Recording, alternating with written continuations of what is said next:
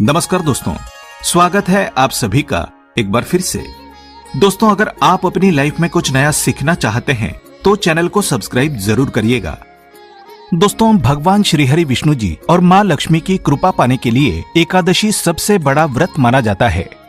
ये व्रत न केवल जीवन में सुख शांति, भौतिक सुख, ऐश्वर्य, संपदा, उत्तम जीवन साथी और कार्य क्षेत्र में सफलता प्रदान करता है, बल्कि मरणोपरांत मोक्ष भी प्रदान करता है।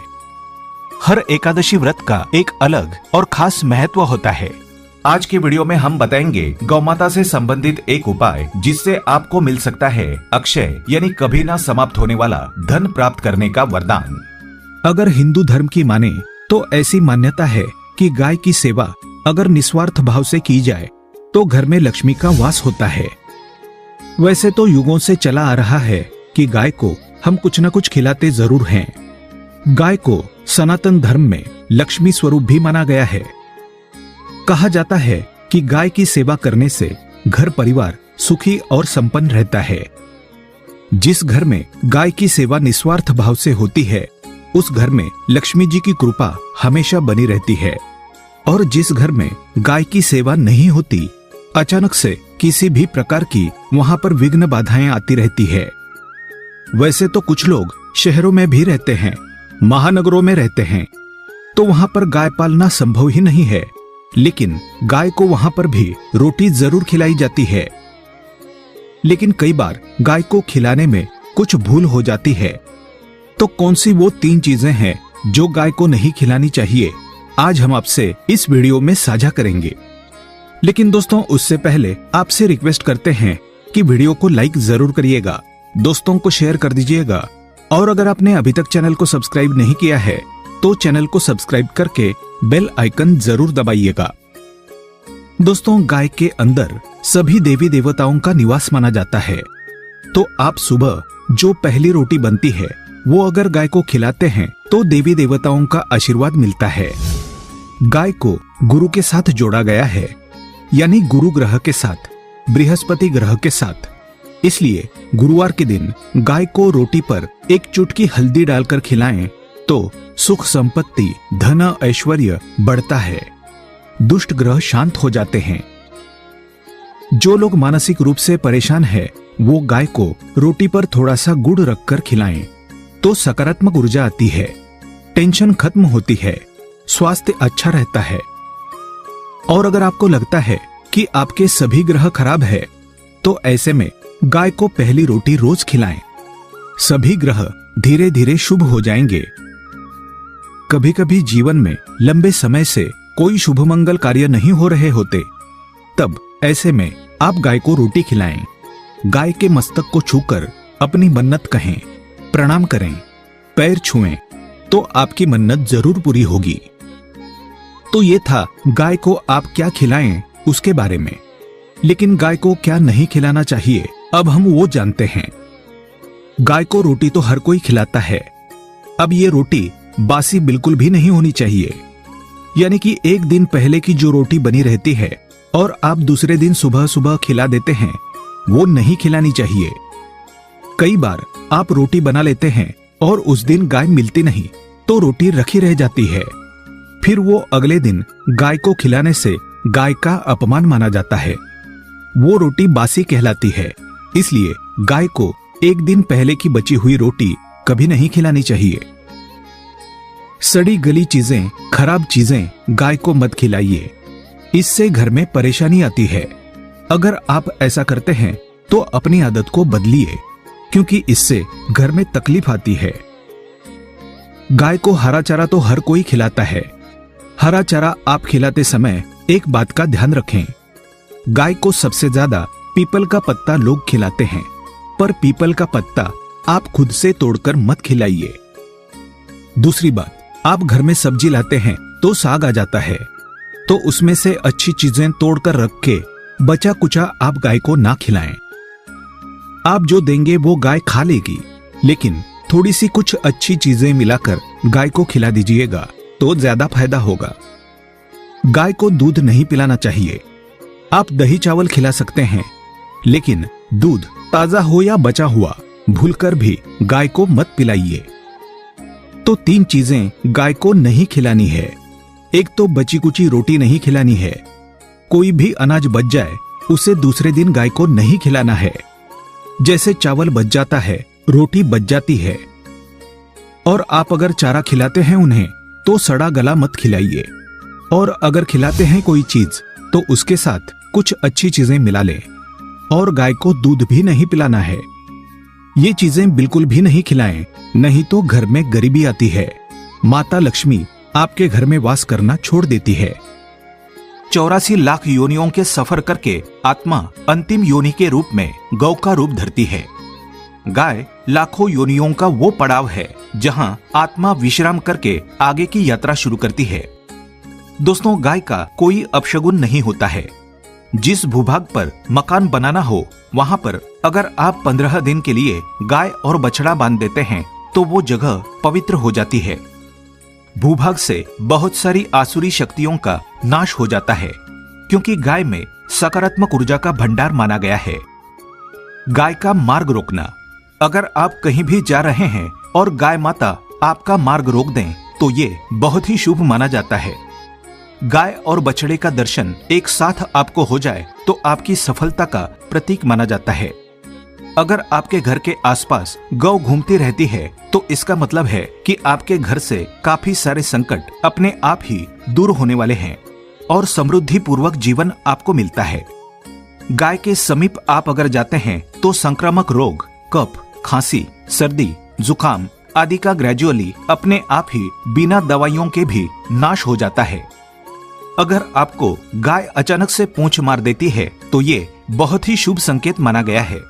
और काली चितकबरी गाय का ऐसा करना तो और भी ज्यादा शुभ माना गया है। पंचगव्य जो होते हैं वो कई रोगों में लाभदायक है। पंचगव्य क्या क्या हुए? गाय के दूध, दही, घी, मूत्र और गोबर। इन सभी को शरीर की रोग निरोधक क्षमता को बढ़ाकर रोगों को दूर करने वाला माना गया है। ऐसा कोई रोग नहीं है जिसका इलाज पंचगव्य से नहीं किया जा सकता। दोस्तों, आज के समय में लोग गौ माता की पूजा करने के बजाय, उनका सही उपयोग करने के बजाय उनको काटकर मारकर खाना ज्यादा पसंद करते हैं। बुरा लगेगा शायद, पर यह सच है। और गाय को रोटी देने से न केवल सुख समृद्धि की प्राप्ति होती है बल्कि बरकत भी होने लगती है।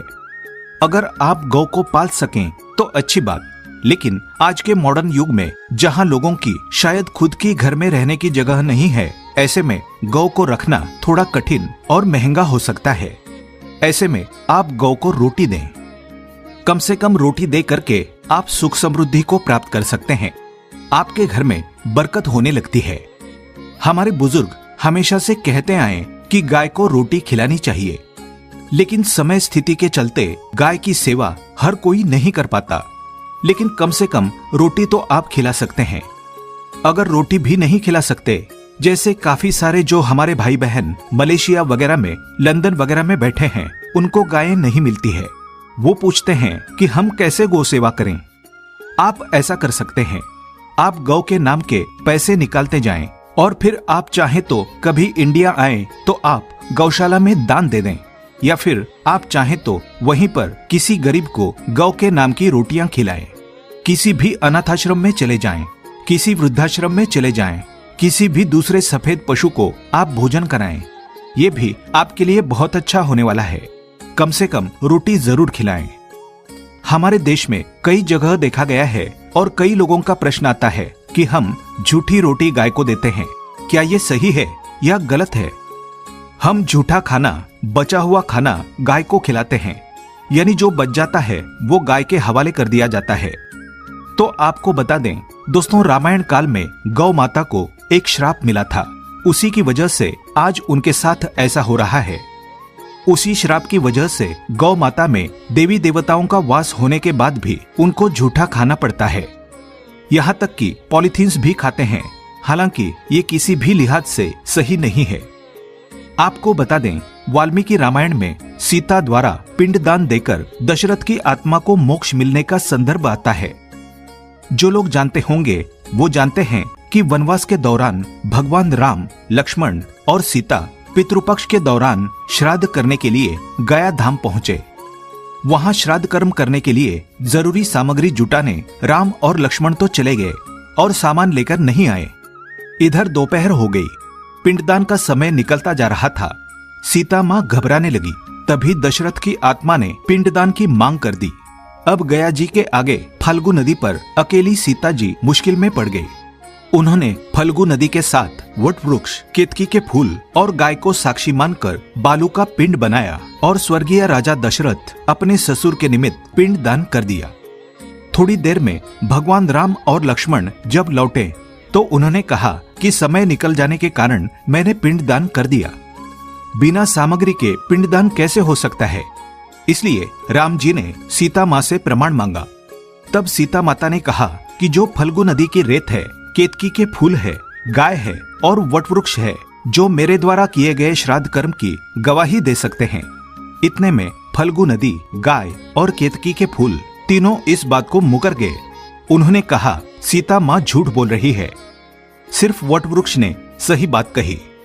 तब सीता जी ने दशरथ का ध्यान करते हुए उनसे ही गवाही देने की प्रार्थना करी। दशरथ जी ने सीता माँ की प्रार्थना को स्वीकार करके घोषणा की कि ऐन वक्त पर सीता ने मुझे पिंडदान कर दिया। इस पर राम आश्वस्त हुए, लेकिन तीनों गवाहों द्वारा झूठ बोलने पर सीता जी उनसे क्रोधित हो गई और उन्हें श्राप दिया। फल्गु नदी से कहा कि जा, तेरा नाम सिर्फ नदी रहेगा, लेकिन तुझ में पानी कभी नहीं रहेगा। इस कारण आप भी जानते होंगे, जो लोग जानते हैं, फल्गु नदी आज भी गया में सूखी ही रहती है। गाय को श्राप दिया कि तू पूज्य होकर भी लोगों का झूठा खाएगी, और केतकी के फूल को श्राप दिया कि तुझे पूजा में कभी नहीं चढ़ाया जाएगा। वट वृक्ष को सीता माँ ने आशीर्वाद दिया कि उसे लंबी आयु की प्राप्ति होगी और दूसरों को छाया प्रदान करेगा, तथा पतिव्रता स्त्री तेरा स्मरण करके अपने पति की दीर्घायु की कामना करेंगी। यही कारण है कि गाय को आज भी झूठा खाना पड़ता है।